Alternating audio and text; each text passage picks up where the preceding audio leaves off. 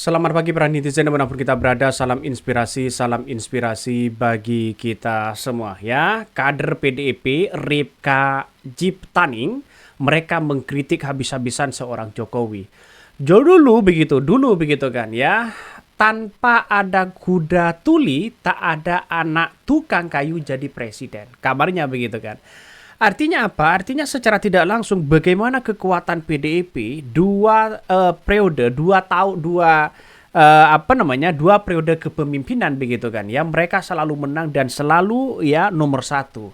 Kekuatan-kekuatan mereka, media-media mereka ya, terus kemudian para simpatis mereka seolah-olah diborong oleh PDIP ya untuk mencitrakan yang baik kepada seorang Jokowi. Dan sekarang kita lihat saja mereka mulai kecewa dan sindir seorang Jokowi.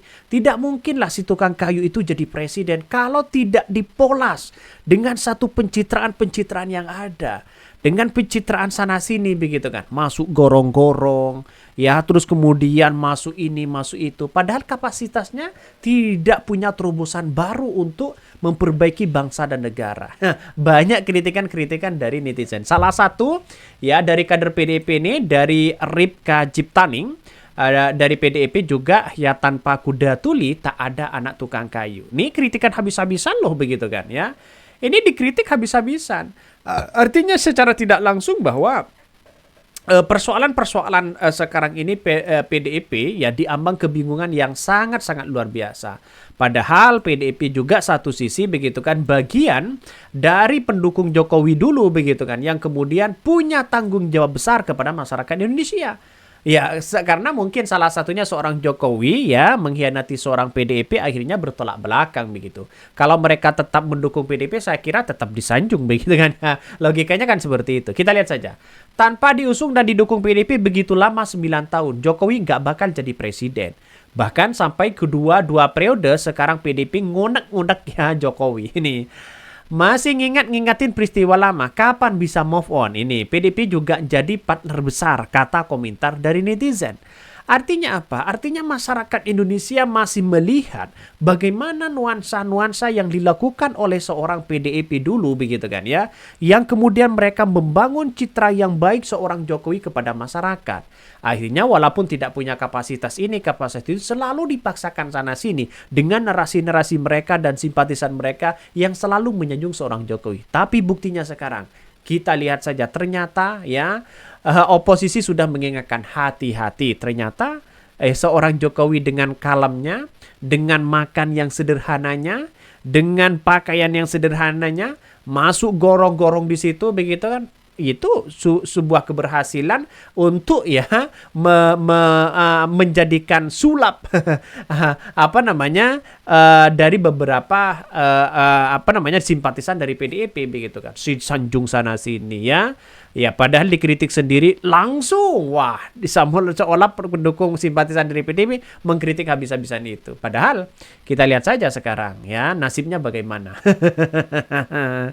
Mereka sudah diambang kebingungan ya, mungkin sekarang sudah move on.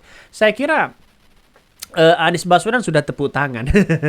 Mungkin dengan yang lain begitu kan sudah tepuk tangan begitu kan. Karena Anies Baswedan yang dikritik dulu oleh PDIP begitu kan. Apalagi masalah soal DKI Jakarta dikritik habis-habisan oleh pendukung-pendukung dari PDIP itu sendiri. Tapi kenyataannya sekarang nampaknya ini sebuah karma yang luar biasa yang kemudian harus diterima.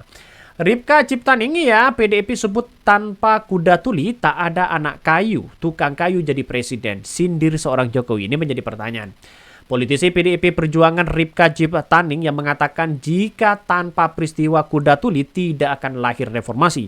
Ia menambahkan jika tidak ada reformasi maka tidak ada anak tukang kayu jadi presiden. Hal itu disampaikan Ripka dalam diskusi bertajuk Kuda Tuli Kami Tidak Lupa di kantor DPP PDIP di Jalan Diponegoro nomor 58, Menteng, Jakarta. Tidak ada reformasi, tidak ada anak tukang kayu jadi presiden. Anak tukang kayu sekarang songong, cucunya juga songong. Ini komentar-komentar dari dari kader PDIP gitu, dari Ripka Jiptaning. Nah, Kita lihat saja, kalau misalnya nuansa-nuansa seperti yang kemudian sekarang ini masih belum dianggap sebagai belum move on, jelas di situ begitu kan. Ada nuansa-nuansa sakit hati mereka. Bagaimana PDP di daerah-daerah mereka hanya mendapatkan berapa persen begitu kan saat Pilpres. Kita lihat saja, banyak yang kemudian kabarnya kepala daerah yang dari PDP mengalami intimidasi yang sangat kuat. Artinya apa? Kekuasaan dari seorang Jokowi menjadi presiden kan luar biasa. Bisa mengobrak-abrik dari seorang PDIP. Dan kader-kader banyak yang kemudian tidak lolos di Senayan. Orang-orang yang hebat begitu di PDIP juga banyak yang tidak lolos. Akibatnya apa?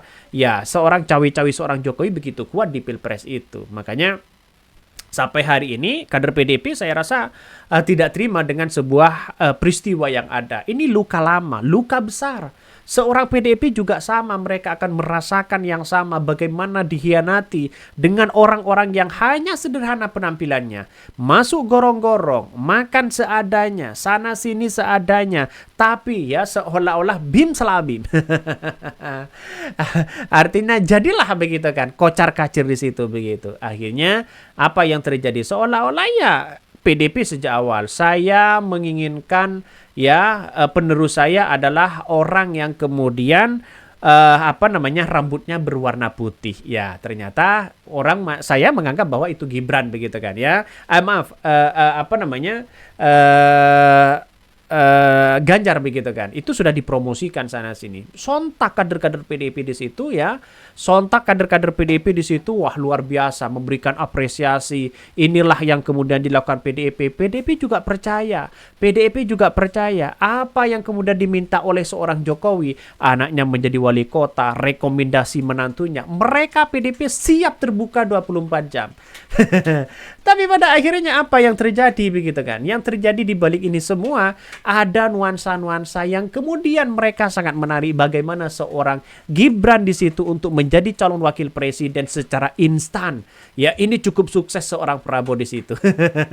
Nggak tahu siapa di balik ini semua, tapi yang terjadi selama ini begitu kan ya, bahwa Gibran cukuplah menjadi perhatian di situ. Dan seorang Gibran juga diajari oleh seorang Jokowi begitu kan. Ya, tetap mereka akan mempromosikan Ganjar. Padahal seminggu dari dari deklarasi seorang Gibran menjadi wakil presiden, mereka sempat kayak Gibran menantunya, terus kemudian siapa lagi begitu kan mempromosikan seorang Ganjar. Mempromosikan suruh memilih Ganjar, si Bobby juga sama. Tapi pada akhirnya ini hanyalah sebuah jebakan semata. Hanya jebakan semata untuk PDIP begitu kan ya. Akhirnya di detik-detik akhir 3 hari sebelum itu PDIP sudah tahu bahwa seorang seorang Gibran begitu kan akan dijadikan wakil dari seorang Prabowo. Wah, semakin sakit hati mereka begitu kan ya. Akhirnya kocar-kacirlah kader-kader PDIP dan di beberapa daerah mereka turun drastis begitu kan. Akhirnya di Jawa Tengah yang dijadikan kandang banteng, tapi akhirnya jebol juga begitu kan oleh Gerindra, oleh Golkar dan sebagainya. Mungkin itu yang kami sampaikan. Tonton terus channel Khodari Podcast Rakyat ini, jangan lupa di subscribe.